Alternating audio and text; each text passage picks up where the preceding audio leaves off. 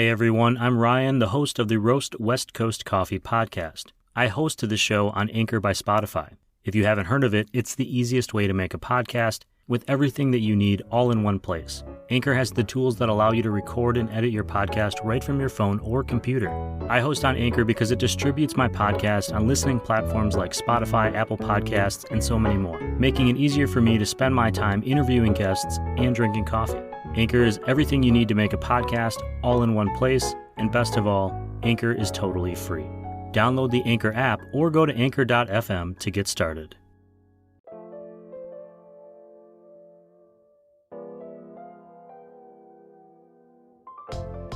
This podcast is a listener and reader-supported creative effort.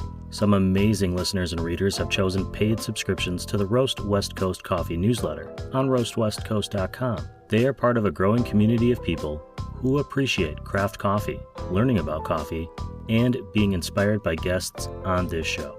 If you are able, and this show has been going well, with the morning mug of your favorite coffee, please subscribe to the paid newsletter at roastwestcoast.com. Thanks for listening, thanks for subscribing, and thanks for drinking good coffee.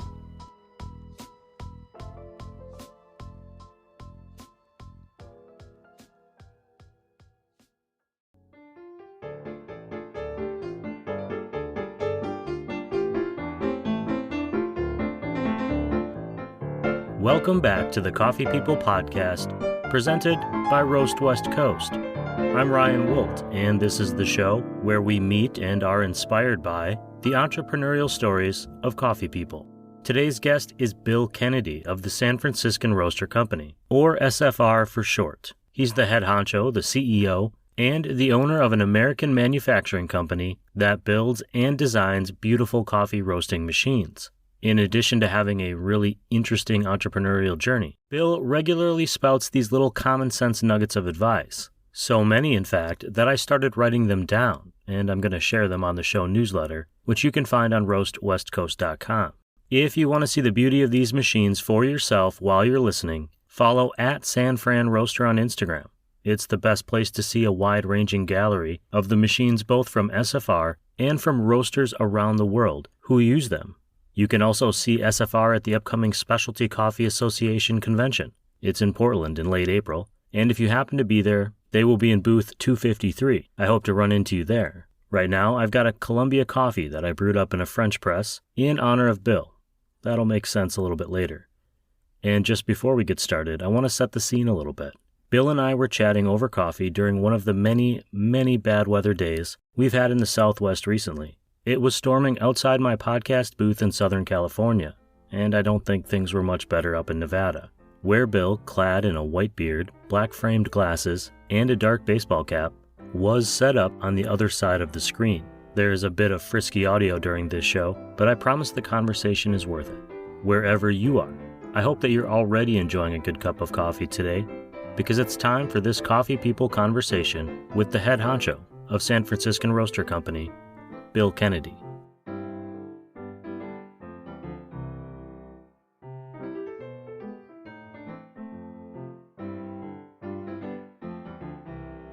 On that note, Bill, thanks for taking some time to talk to me. Oh, sure. Welcome to the show, the Roast West Coast podcast, Coffee People podcast. We're here to learn more about you as the head honcho of San Franciscan Roaster Company. You mentioned to me just a minute ago about you were in public education. What were you doing before coffee came along, and was coffee part of your life back then? Yeah, I didn't grow up being a coffee snob. I didn't drink coffee. I didn't enjoy it. Like a lot of people. And but there came a time, I guess, when I was teaching, and I was young, single, and I had a favorite little place. And I learned to enjoy coffee with cream and sugar when I went out to breakfast, and I enjoyed a cup of coffee for that. Again, it had to have cream and sugar. But then along came one of my brothers, and he bought a coffee house called the Looney Bean up in Mammoth Lakes. And so I started getting a little bit into the coffee scene and seeing what that was like. And really started, learning a lot, enjoying it. And then finding out what real good coffee tastes like, coffee well roasted, started discovering different flavor nuances and so on.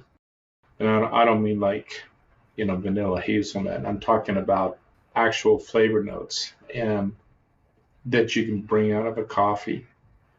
And there came a point where I just kind of crossed a bridge, and I thought, you know what? I'm going to learn how to like coffee, and I'm going to stop cold turkey, no cream and sugar. And took 2 weeks. And after that 2 weeks, the thought of putting cream and sugar in the coffee, it was radical 180-degree turn. It became, I won't say an obsession, but it became something that I had to taste every single coffee, good or bad. I had to taste it. I had to determine what its flavor notes were being. We earlier we were talking about OCD tendencies, and that's me. I had to taste every kind of cup of coffee that there is, determine what happened, come up with a diagnosis, good, bad, or otherwise, of what's going on. And it became a passion, a keen interest of mine, and something that I think about all the time, and just basically a fascination. At some point, it turns into something that you move into as a career. But before I ask about that, there had to be something that made you decide that you were going to leave public education. Was there a tipping point there that made you think that? Was it just an opportunity presented that you were going to go a different direction? What happened to make you think I'm going to veer off this path that I've been on? Especially, I have a little experience in that education field. There's a track that people can get on and go right through to retirement, and you veered off of it. Why'd you do that? There are a couple of reasons. When I made that decision, I was a school administrator, and of course, I was seeing a side of life that most people don't. I had made a determination that my kids were not going to be subject to a lot of the, especially negative socialization that happens with peers. And I decided we're going to homeschool our 6 kids. And so, we've raised our kids. They went K-12. I have 3 college graduates, and they're all been very successful. But I just did not want them to have those negative influences. Secondly, from an entrepreneurial perspective, I wanted to leave a legacy for my kids, and if they wanted to have the opportunity to move into a family business, you really can't move into a family government job, well, not legally, and I wanted something for them to at least have a choice to accept or reject, to do something else. But I really enjoy being an entrepreneur and the challenges that come with it. And so those 2 things were probably the biggest reasons why I left public education. School boards don't like it if the principal will not put their kids in the school. They understood my position, but the optics weren't good. And so it just made sense. And it took a couple of years to make the transition. But there came a point where I pulled the trigger and left public education and the security of a regular government paycheck for the exciting ride of entrepreneurial adventures. The daily thrill of panic and uncertainty. Yes. How did you end up specifically with San Francisco Roaster Company? And I might be a little hazy on the details of my history, but that it was a company that already existed, and correct me if I'm wrong, that you purchased. So the San Franciscan Roaster, it was a brand, and I did buy the company there. It came about, I had a couple of brothers that were in the coffee business, and one brother was opening up another Looney Bean in Montrose, Colorado. And so all the brothers kind of came together to help open the store and do this and that. He had purchased a used San Franciscan roaster, and it needed some repairs. And I contacted the owner of the company, and we were able to buy some parts, but not everything, and found out he was closing up shop. Well, at the time, I was still looking for that entrepreneurial opportunity. And so I I actually talked to him about it. So, what are you going to do with the company? Because he was just going to close up. And so we ended up having a discussion, and 3 months later, moved my family to little town Fallon, Nevada. And I started my undergraduate degree is industrial management. So I wasn't entirely, you know, unfamiliar with manufacturing. We just started. We just started with the group. It was put everything on the line. It was an all or nothing proposition for our family. It was it was also 2008, and that was when all the crunches started happening in the economy, and we we made it though. But yeah, I would say a lot of praying, uh, and sometimes that were very very tight through the whole processes, all the processes. It was good. I can look back with fond memories. It wasn't traumatic, it was exciting. It was very exciting. And time after time, things happened just at the right time for us in those earlier years. And we continued growing to what we are today. And we expect to continue growing even that. I remember 2008 very clearly because we were trying to sell our house as we moved across the country, and it was a rough go of it. My wife and I, quick aside, ended up selling our house and getting a check for $460 profit. And we were grateful because we knew people that weren't. I was in real estate at the time. And we took that $460 and we spent 60 of it on a pizza and beer dinner and put the rest in the bank, and off we went. So it was I remember that Yeah. very, very well. Your roasters appeal to me as a person with a background in design because you have integrated both art and functionality. When I see one, I'm drawn to it, and I think that's really interesting because it's not necessarily the first thing you would think of when you're thinking about the efficiency of a coffee roaster or the functionality of the product, but you haven't sacrificed that form over function. I'm wondering why does that design matter into the build and into kind of the ethos of your company? What is important about that you continue to do that when, and I'm not trying to slight another brand or any other thing, but the a lot of other roasters are very streamlined, very stainless steel, very clean lines. There's some of the new ones are essentially boxes with a little hole in it, and you can kind of reach in and do your thing. Why did you guys? Why was that important to the company, and why have you continued that over all of these years that you've been in charge? I have to give credit to my predecessor, just for the bones of the machine. He used to work for one of our competitors, Probot, decades ago, and they have their systems and so on.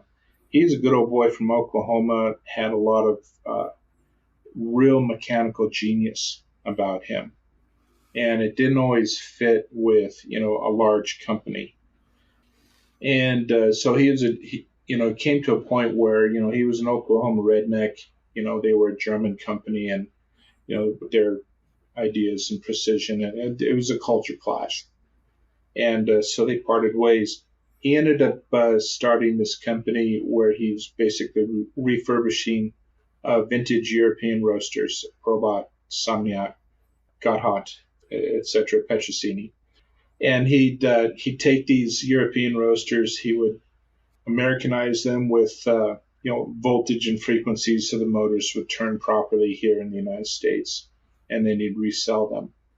And he came to learn a lot of what were the best aspects of these multiple European brands and what were the worst, especially when it came with cleaning and maintenance.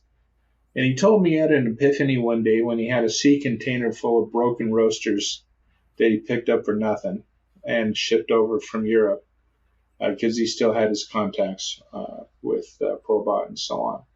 And they were sent to this little shop in Fallon, Nevada, and he'd go through. And he said he went through, and he ended up scrapping, 80%, 90% of that entire container. It just wasn't worth the time to go through and repair those. And he kind of had a little epiphany and decided, oh, I can do my own. So he took all that knowledge. He took his natural mechanical genius, created a prototype, got it certified, and then he started production of a 12-kilo roaster, called it the SF25. It was going to be an American roaster, so American, measurement systems and so on. And he did that. And that was in 1992, 31 years ago. And he kind of caught the beginning of, the wave of specialty coffee back then. And he built these roasters like a tank. A lot of the conflict he had with his is the modernization, mostly streamlining manufacturing methods, where, let's just say, the heavy cast iron, it was too costly to do that. Cast iron has wonderful heat diffusion characteristics. It's also a very brittle metal, and so it has to be very thick and so on. And some of the design changes were just in alignment with manufacturing improvements in industry generally. And so you can manufacture a coffee roaster as fast as Whirlpool can make a dishwasher. And that's what was going on. He worked against that. That's when he left, and then he took over, doing the refurbishing, and then he designed his own roaster. He built it like a tank, but he eliminated the cast iron and went with mild carbon steel, but very thick plate. Just like I said, literally bulletproof. And so he did that, and then his son didn't want to follow in his footsteps, and so I discussed, I found the opportunity, we worked a deal, and moved my family to Fallon, and I started working, building the roasters. The art and function. Now, my brother owned one of these when he bought the coffee house in Mammoth Lakes in Looney Bean. It was like the sixth roaster that my predecessor had built. And he had this, and that's when I started roasting. I was a middle school administrator, and it was great therapy to sit and roast coffee and hear the whoosh, whoosh, whoosh, whoosh of the beans in the drum, and pay attention to the development.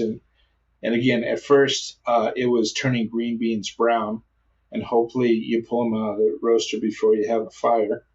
I mean, that level of knowledge, but it grew from there, and we got better and better at it. And then, lo and behold, a few years later, I owned this company that built that roaster, and that was a cool transition for me. But I've always loved old stuff. I've always loved stuff that was built solid. In my office, I have a 120-year-old GE brass blade fan that still works, and it's an art piece, but yet mechanically and electrically, it still works. It'll still blow the papers off my desk. It says people don't make stuff like that anymore. It's really a throwaway culture, and I purposed I'm gonna continue making things like I was gonna personally own that device that we make and how I would want it to be. And then I impart that to our clients. And I think we do a pretty good job at that. And as we've grown, we've been able to maintain a good reputation, good customer service in that regard. And I'm reticent to say it on a podcast, but, since I've owned the company for the last 15 some years, if you call during non-business hours and you hit option 1, it goes to my cell phone. And I still do that because I get that few calls. Sometimes I get a call from the Middle East or Europe in the middle of the night, waking me up asking for pricing or something like that. But yeah, if I'm awake, I'll answer the call. And I've been on that side of the fence where if you have any downtime and you got a big order to put out, I'll do what I can to help you put out that order if you can. I have to share this story with you, actually. The reason that I reached out to San Franciscan to invite you on the show in the first place is another guest of mine, and I don't want to be quoted on this, even though I'm quoting myself, but I think it was John Pearson at Servant Coffee in Denver. He told me that when he was first getting into the business, he was looking for a roaster, and he didn't have any experience one way or another. And he called San Franciscan, and you answered the phone you were on some trip somewhere, and he didn't realize until halfway through the conversation that you had picked up the phone, despite the fact that you were maybe in Asia or somewhere. I don't know who it was. But the idea that he called and someone answered the phone meant so much to him that he decided to go that way. And if I'm wrong on the roaster, I apologize.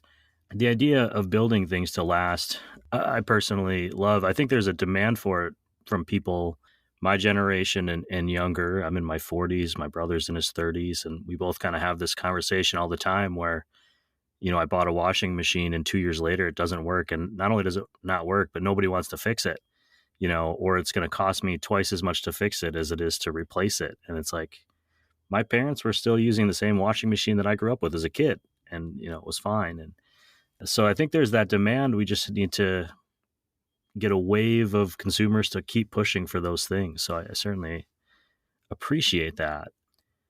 It kind of leads me to this question about success. Success is hard to sustain. You mentioned you've been doing this since '08, and I'm guessing at some point there were some tough times and lows. You mentioned that, where things were tight.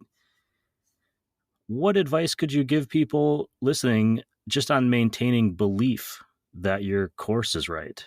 That you said you put it all on the line. I mean, at some point, do you go, maybe I should have put it on a different line? How would you address that? I would say, from an entrepreneurial point of view, one, make sure you believe in what you're doing. And if you do, and I did, and I believed in the values behind what we were doing, you just have to have grit, determination, perseverance, and endurance. And our marketing, advertising, young lady, her father's a Nevada rancher, and we were talking about this just the other day, and she said, "Yeah, my dad, he would go. He says, what you do is you get it done, or you get it done. Those are your choices, and you just do it. You just do it." And of course, obviously, sometimes you're going to reach a point where it's clearly not going to be sustainable, and failure is your only option for that. But in any entrepreneurial enterprise, where you take failure is you just learn from it and you start your next opportunity. And so that, failures can happen even within a business as it's growing without having to fail the entire business.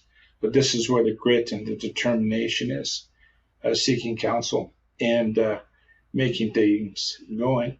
Money is nice. Capital is king. But people, banks, it's like when you need the money, they're not going to lend it. And when you don't need the money, they're all over you. But it's when you need the money. But money isn't always the solution. Sometimes not having the money requires you to, again, knuckle down and find a smarter solution to accomplish the same thing instead of throwing money at it. And this is where you just learn wisdom from, in an entrepreneurial enterprise like that. And then surround yourself with a great team, people that are humble, they're willing to do whatever it takes to make the enterprise succeed. And they're hungry and they will work hard. and they're great team players. They know when to speak and when not to. And you just build a cohesive team as your organization grows, and that helps you weather the hard times. I mean, everybody went through hard times the last couple 3 years with the pandemic, and some people got relief from the government, and that was necessary with the government mandated shutdowns. The government took care of the people just to help as many people stay in business as possible. But now we're past that, and we're still in uncertain times. In my business, coffee. I got to share a little story. One of the guys that worked for me years ago, he grew up in Fallon, and as a high schooler, he did some work for an older couple, and at the end of the job, the older fella said, "Hey, can I pay you in silver dollars? Because we're short on cash." I said, "Sure." So I gave him a few silver dollars, and he noted that the old fella had a silver dollar little hole drilled on it, and it was on his keychain. And he said, "There you go, a silver dollar on your keychain." And the fella said, "Yep. That way I know I always have a cup of coffee, enough money for a cup of coffee." And so for me in the coffee business, coffee is that simple pleasure that people are going to hang on to through thick or thin. And so people want to meet that need across this country. It's my hope that we can help these smaller entrepreneurs jump into something where they can meet that need. That's one of the other fascinating things about coffee. Incredibly complex, organic, and yet it brings so much pleasure to people. And I like to build, our roasters so that we can help our clients, meet their clients' needs as best they can. Well, that brings us to this concept of the future and how things are changing. I think the coronavirus impacted every business. Everyone is kind of aware of that. We've talked about it a lot on this show. If I'm not mistaken, a lot of the building of your machines happens here in the United States. I'm wondering how manufacturing in America was either kind of challenging or was a benefit during that time. And then as we're going forward, you know what? I'm gonna hold that off. I'd rather just address kind of the idea that you're doing this work here, which is something I've heard from a couple other coffee industry people that surprised me when so many manufacturing in particular industries are not. How did that benefit you or challenge you over the last 3-4 years? Well, yes, from a cost accounting point of view, sometimes it's easier to, accept a poor quality component if you outsource it overseas. And I was just never going to do that. Our philosophy is always going to be 100% American made. We make sure that the steel that we receive is domestic, mined, refined, and milled in the United States of America. We find that the American steel is superior to any other steel from other parts of the world that can be produced more cheaply. And there are a number of reasons for that. But one, it has to be American made. Two, there's a culture and a sense of pride in maintaining an organizational kind of tight-knit organization. And that sense of pride in the work that's done by all of the people in the organization is manifest in the product that they put out. So there's so many different levels of, let's just say, natural control. It's not controls that are enforced by punishments if there's things done wrong, but they're kind of intrinsic controls that everybody has because they really want to put out the best product possible. And that's part of the American culture and the nature of America, taking pride in workmanship. And really, there's a joy that comes with that. And that joy translates into superior quality that I think you find in American craftsmanship than you find in other places in the world. And again, I don't want to be disparaging at all because everybody has their cultures and everything. But what I find unique about the American experience is that attitude. That attitude that yeah, we're the best, and we're gonna strive to be the best. And if someone beats us, well, dadgummit, we're gonna beat them back, and we're gonna do it better. It's that kind of a competitive spirit that's not angry. It's almost fun. It's okay. I see what you did there. I'm going to do it better. There's a sense of ingenuity. I put that on the side plaques of the San Franciscan roaster. All of them have the phrase art and ingenuity. And, that goes with the craft of roasting coffee, but it also has to do with the approach we take to manufacturing our coffee roasters. One, I will say this, and I know it's me saying it, but we have the most attractive coffee roaster in the world. We just do.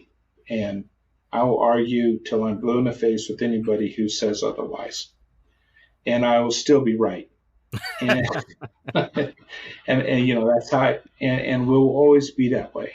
Two, we're always looking ways to be, to exercise levels of ingenuity to make it so that it's as ergonomic as possible for our clients, while at the same time encouraging our clients to not push a button and turn coffee roasting into basically wait till you hear the beeper and then take the fries out of the oil like you hear the beepers at McDonald's.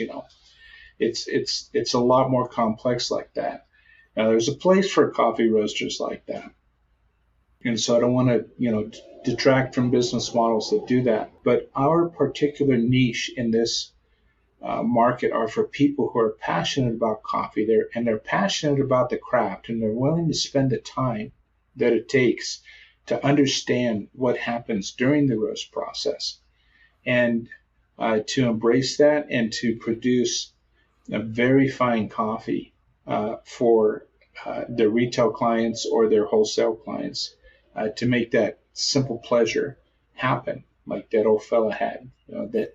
That longing, or that he was always going to keep that silver dollar on his keychain, so he could always be ensured of that simple pleasure. And so we're seeking to make sure that that simple pleasure is fulfilled for our clients and for their clients too. And again, it's a culture, it's a process, it's a pride in craftsmanship, it's a pride in making things beautiful, pleasing to the eye. The look of the roaster just by itself adds, and there's a theater about it. There's an ambiance that it brings to a coffee house. We have one up in Virginia City, and that people take their picture next to that coffee roaster all day long during the busy seasons, because, like I said, I'll go blue in the face. We have the best looking coffee roaster in the world. Well, your roasters are often showpieces in especially smaller independent coffee roasters that I've been in. I certainly have more than a few photos of them on my camera roll. I find that I end up gravitating towards them. So I haven't looked at every roaster, so I can't 100% agree with you. But I do think that when I see one, I'm naturally drawn to it for its attractiveness. Yeah, and just because you haven't experienced it doesn't mean it's not going to happen eventually. So and there are always new roasters coming out of different parts of the world, and they look a lot. No one can really match what we've done, though. I see roasters with lots of lights and switches and displays and whatever, and I joke with folks. I said, look, the more your coffee roaster looks like a lit up Christmas tree, the more they're trying to compensate for what they're not doing right on the inside. And we really, really work hard on the metallurgy and the heat diffusion characteristics, so that you can distribute heat convectively, conductively, with radiant heat.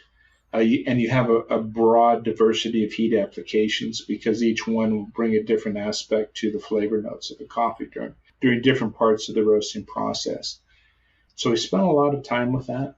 And again, the type of person that embraces the roasting that we facilitate is someone who is going to be passionate about the coffee, and they're looking really hard at the craft to just like let's put it this way: you get a really good coffee, and you have a couple of impressionist painters, and you have a Monet, and then you have Van Gogh. Both of them go to the Louvre, check out their paintings, go to the art museum in London on Trafalgar Square, and you can stare. I mean, I remember staring at the sunflowers from Van Gogh for 45 minutes, and then looking at the lily pond that Monet did, and I couldn't stop staring at it. Totally different, both impressionists, but different approaches to art. And coffee is very much the same way. And my goal is to make a coffee roaster so that if you have an artist that puts out, their version of a Monet in the coffee cup, and you have another roaster that puts out their version of Van Gogh in a coffee cup, they're still meeting the desire that people have for that simple pleasure. But it's still a Monet, it's still a Van Gogh. And we want to be able to facilitate for that for people. I don't know, it's kind of hard to explain, but it's a culture, it's a mindset. I won't go as far as to say it's a spirituality. I suppose some people could say that too. Let's put it this way. It goes to the soul. And I've sold roasters to larger organizations, and they will have one brand that mass produces coffee that typically goes on grocery store shelves and stuff like that. And they'll say, yeah, that roaster has no soul, but your roaster does. And so I think that, as a metaphor, kind of that describes how we're set apart from other manufacturers. Not to say that other coffee roasters can be more efficient. There's more things you can touch or buttons, less capability required on the operator. To roast coffee a certain way. There's all kinds of automation and stuff that's available. We can go that way, but I'm measured about how far we go that way, because I really want it to be part of the human experience, both in roasting the coffee and then enjoying the coffee that was roasted on our machine. It reminds me of the argument between an automated strike zone in baseball. Is there a relationship between the roaster and the machine, or is that roaster, anyone could step into that spot and hit those buttons? And the idea that having a relationship between a person and the tool that they're using, I think in theory, the idea is that it would imbue some of that spirit and some of that effort and some of that craft that you mentioned into the product that they're producing. And as a consumer, whether you realize it or not, you are experiencing that, you're feeling that, hopefully. That does bring up the point you mentioned, automation, and I'm thinking about this kind of point we are at in the world. I'm sure every generation believes they're at the tipping point. That seems to be a commonality, but with the discussions about climate change and sustainability, and our discussion today about a building to last, how does SFR and the industry generally, where do you see that going? How does that impact your decision making for the future in the coffee industry, which is really unique in that it connects pretty much every corner of the world? There's a few non-coffee drinking areas, but for the most part, coffee is drunk almost everywhere in the world. And that coffee community is only growing in places like India and China and, huge population centers. And yet it seems like the places we can grow coffee is also shifting, and the need for sustainability is growing. How does your company fit into that?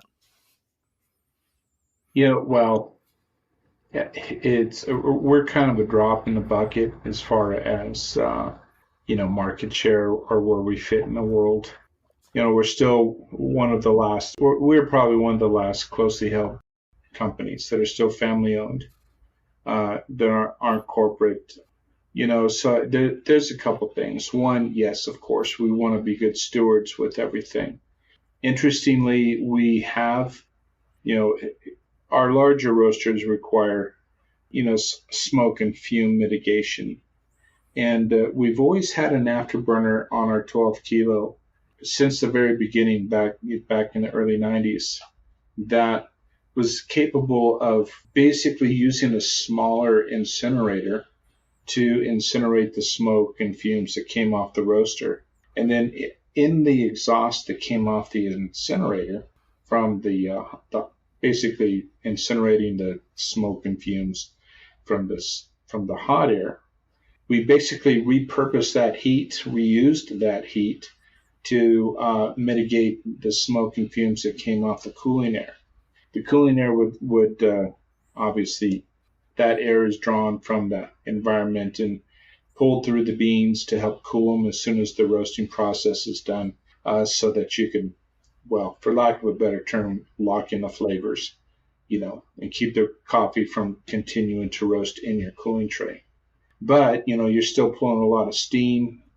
The fumes of the roast are still coming off of there, still smoke from the beans, especially at the beginning of the cooling cycle. And but introducing that heat into the hot air stream after the afterburner, that hot air will incinerate all that cooling air. And so we have a smaller afterburner that's about 1/3 the size of what it would need to be if it took both air streams and ran them through together before the afterburner, where we run a single air stream through the afterburner and then reuse that exhaust heat to mitigate the airstream from the second. And so we've always kind of been, environmental before it became a thing. We just have always wanted to do that because it would save energy. We had the gas crisis back in the 70s and that kind of thing. So, saving on fossil fuels has always been kind of in the mindset there.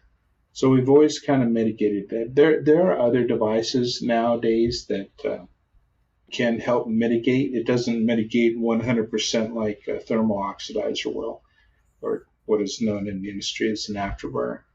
But they do really well in mitigating, water scrubbers. There's a company called Vortex that does that. Other or electrostatic devices that will basically zap the smoke particulates out of the airstream. They don't do so great on the VOCs, the volatile organic compounds, the smells, the fumes. But again, there's a lot of different other devices now that didn't exist before. I was just going to say, just listening to you talk about this, and some of the science and some of that technical stuff goes right over my head. But I've always kind of felt that in a lot of ways, thinking ahead, environmentally friendly or whatever you want to call it, concerning yourself about things like climate change, even if you don't believe in that or you don't buy into that or that's not something you care about, it seems to lean towards good business to be aware of, I'm going to make my product use less energy than more, or I'm going to invest in things that make things more efficient.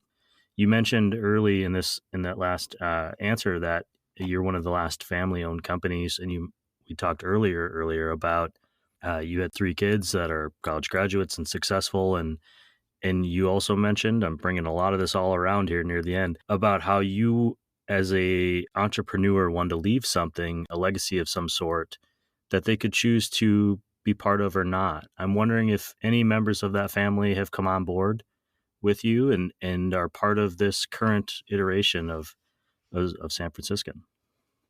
Well, being a homeschool dad, all of my kids have been involved in the business as soon as they were old enough to be involved in the business. So, my 3 older ones, whether they were, one of my daughters is more business, finance, accounting, so she worked a lot in that. 2 of my sons are currently, they're working as an apprentice with one of our journeyman fabricators, and they're learning the craft. It would be their shop, if you would, equivalent. So they're welding, they're fabricating, they're using equipment in the machine shop, and so they're learning a valuable skill in that regard. As far as wanting to jump in, I would say they're probably all still a little bit young for that. to decide. I think everyone has an interest here or there, but they're pretty early on in their career. And part of my thought was part of their education too is work for a big company, big companies with big budgets that have big budgets to create best practices, and then learn big best practices, that they can bring back to a small company, so that we're not a mom and pop, so to speak. We are a good process with good, or a good company with good processes and methodologies and so on. And so I would say that my oldest kids are in that phase, where they're just into corporate, larger companies. One is an engineer, one is going to be working in one of the big four accounting firms, and one is getting married. And so good for her. She's going to get married, and that's what she wants to do. She wants to get married, be a mom, and more power to her. And then I still have three that are still not in college, but they're thinking about it, and they know that opportunity exists. And so if it turns into a legacy thing for them to step into, it will. And by the time they graduate, who knows if the older kids will want to either stay in a corporate field, or if they want to do something entrepreneurial. Nice thing about an enterprise like this in manufacturing is you do have a lot of different skill sets necessary to make the entire team work. And so their interests, they won't have to deny their interests: engineering, accounting, marketing, sales, all those kinds of things. I have two brothers, and I think we grew up in the restaurant industry with our family. And I think we all at some point said, well, we're going to get the hell out of here and go off into the world. And I always believed I'd go out into the world and get a real job and not work in that industry again. And somewhere along the line, I came back to the restaurant industry, not working necessarily with the family. They weren't in that anymore, but all of those skills I learned as a kid came back around as an entrepreneur, and the things that I've done. And now my two brothers and I, we all three of us are entrepreneurs. We all own our own businesses, and we've all kind of put one foot into that world and then came back. And I can't say as to why that is. Certainly not everyone does that, but I think there's an interesting, we talked about belief earlier. I saw my parents do it, and I know how hard it was. I know what it felt like when things were tight. And I still have this desire to try to do it myself. And I've been through a big entrepreneurial failure, and it was hard, and it was scary, and certainly has made me hesitate a few times. But I also know the reward of that feeling when I leave at the end of a day. I don't ever leave; I'm always at work. But yes, but I know what that feeling is like when I've done something that I'm proud of, and it's selfishly, it's mine. I did that, and I can leave that behind and feel good about it. I've taken you well beyond the time that I told you I was gonna steal you from your world. I would be remiss though if I didn't ask you if you didn't have a piece of advice for an entrepreneur, someone like myself or anyone listening, a lesson that you've kind of taken with you over the last 15, 16 years or you've acquired moving forward. What advice would you give to someone who was in the position you were, 15 years ago? I would say, it doesn't really matter what you go into. Actually, it doesn't really matter if you have an actual passion for something, that's kind of like the coffee thing for me. I would say, though, that if that's what you want to do, seek counsel and jump in. Now, I sought counsel, and everyone told me, don't go into manufacturing because all the manufacturing is going overseas. I kind of resisted that and bucked against it, and it's working. And because I do know that people seek value. And the other thing I would say is that whatever you do, you're going to create something that value is going to be recognized by your client, and you need to be able to communicate that value, because people will part with their money if they see the value, whatever it is. If you charge more than somebody else, but they think that X, Y, and Z are pretty much, there's no difference between X, Y, and Z, and you have Z and it's twice as much money, then they'll choose X and Y.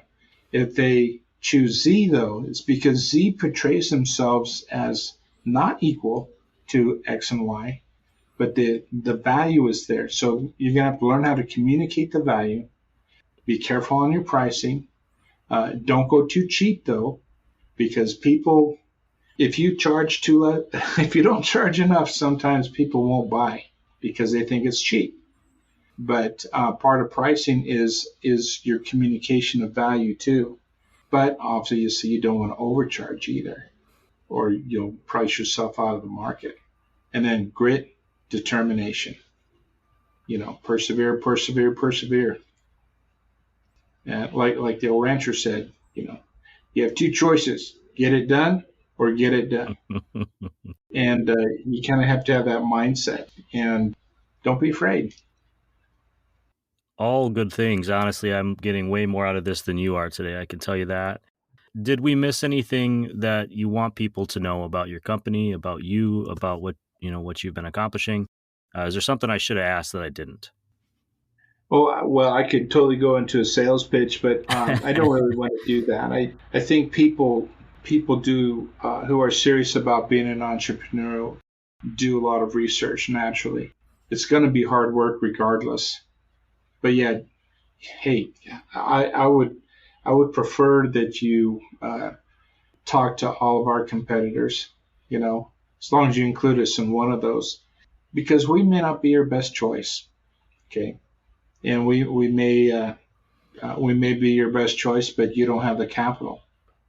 So let us help you find something else or different. At the end of the day, it's I can walk away from a client, and honestly tell them maybe we're not the best choice for you, just as easily as a client can walk away from us too. And I think that's an important balance. It's you're making yourself vulnerable, but the client needs to know that I'm not going to sell something and manipulate them at all costs. I think it's important to treat people as, honor people and honor their choices. And I think that honor will be returned back to you if you do it that way. And that said, I'm not going to go into my pitch. I'm going to let the listener, if you have an interesting coffee roasting, give us a shot, talk to us, and then talk to everybody else. Not everybody, but the people in who the good brands are, and who the cheap brands are. I would say avoid the cheap brands. You're always going to get what you pay for. And if you don't pay for it now, you're going to be paying for it continually. You just are throughout the life of that piece of equipment. I would encourage you, whatever brand you go with a good brand, a brand that's got a great reputation, and a brand that's going to be robust enough to grow with you for a lifetime. And I'll leave it at that. All right, then the last question that I have asked all except for one guest who I just forgot and I regret it every day. If you were to go down the street and stop into a coffee roaster, what do you order to drink? Oh, what do I order? And I'm pretty plain. I order what everybody else orders, what the majority, and it's just a straight cup of coffee. And I do like what I said before. I give it the analysis. I'm a Q grader, so I know how to grade coffees and all that. And I just have to put myself through that experience. And it's the most common experience that coffee roastery would have their customers. That's what I go for first. Personally, I just really enjoy the French press method and the mouthfeel and everything. I always leave the mud at the bottom of my cup, but I just have to. To me, that gives me the broadest experience of that cup, and so. We're on the same page there. I always espouse my love for the French press on the show. Bill, thank you so much for spending an hour with me and talking about you and about your company. And I'm grateful for all the thoughts and advice that you gave. Well, this has been a delightful experience, Ryan, and I guess everybody likes to talk about themselves anyway. And I just don't do it that often, and so it's refreshing. But it also, I think, in the reminiscing, you look back and you get that sense of satisfaction in knowing that, yeah, I've been through these really hard times. I'm at where I'm at. I'm in this hard time and I'm in this good time, but life is good, and I like where I'm at. And thank you for letting me talk through that. Well, I only did it because I assume you're going to call me tomorrow and ask about me. You know what? Yeah, I will start a podcast. I'll call it The Other Wildlife.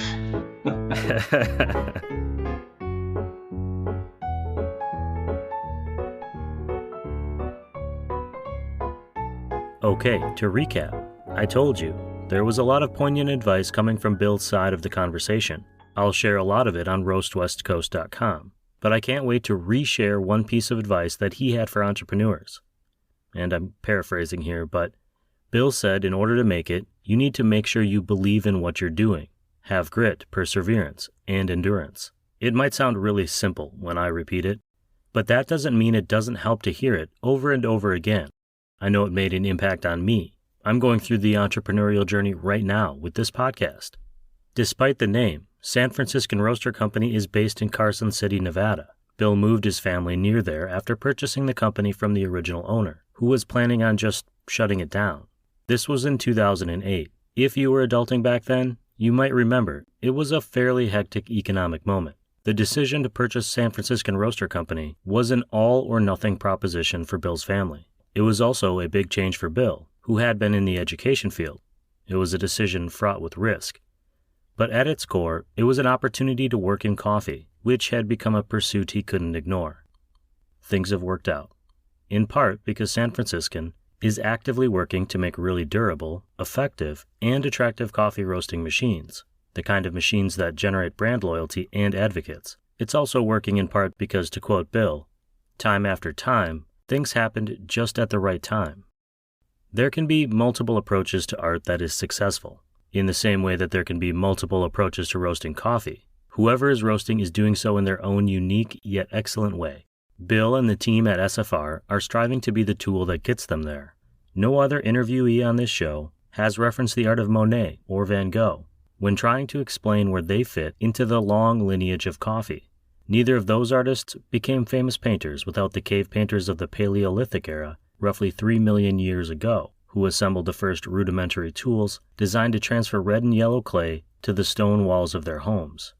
Finally, and because I can only hear it in the iconic voice of Wilford Brimley, guest starring as the Postmaster General Henry Atkins on Seinfeld, you either get it done or you get it done.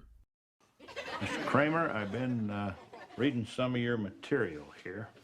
I got to be honest with you. You make a pretty strong case.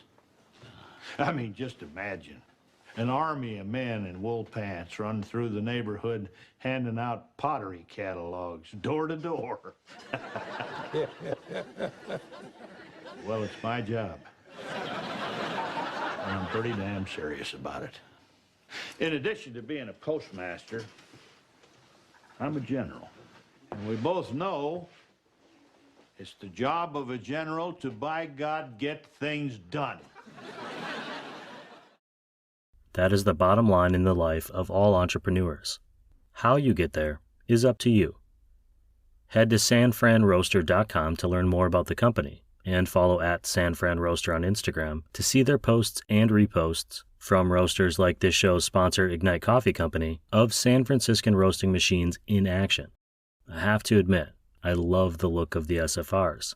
If you're enjoying this podcast, you can also follow @RoastWestCoast. Though, I'll be honest, you'll see more cool coffee content, learn more, and have a chance to be inspired by entrepreneurs if you head to roastwestcoast.com and subscribe to this show's newsletter. If the headlines are to be believed, it may be one of the few newsletters left that isn't written by an AI bot. I'm not saying it's as good as a bot's, but I do write it myself. Just kidding about the good part. It's so much better than a bot could do.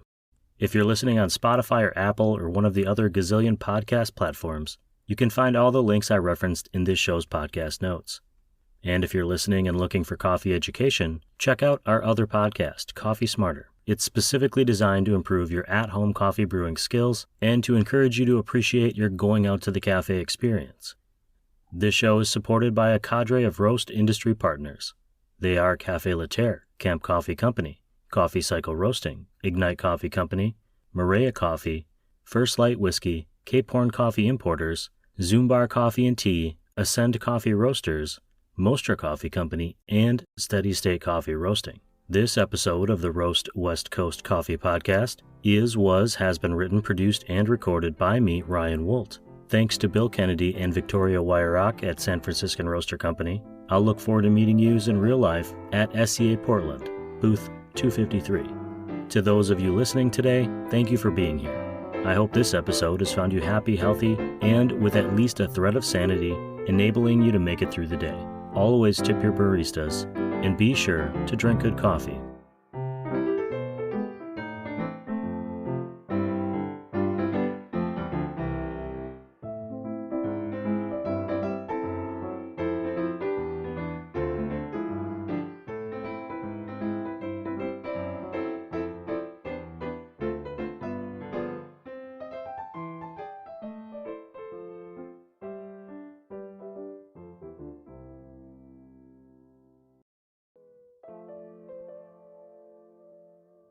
This podcast is supported by Coffee Cycle Roasting in Pacific Beach, San Diego, where they love two things: making great coffee for you and riding bicycles. Oh, and dogs, and vegan pastries.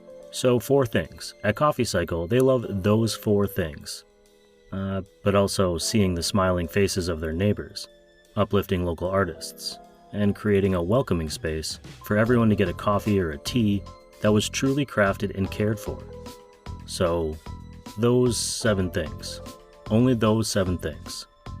And, well, they also love sharing coffee education, and talking about books, and going on group bike rides up big hills, and cruising along the beaches. And this is getting ridiculous. At Coffee Cycle, they love coffee, and they love making people happy. Everything fits into those 2 buckets. If you love them back, and you love the best coffee ever, subscribe to one of their monthly coffee subscriptions on coffeecycleroasting.com. House roasts, single origin, and bulk offerings are available because they want to make sure you're never short on coffee. Subscribe or make a one-time coffee order at coffeecycleroasting.com.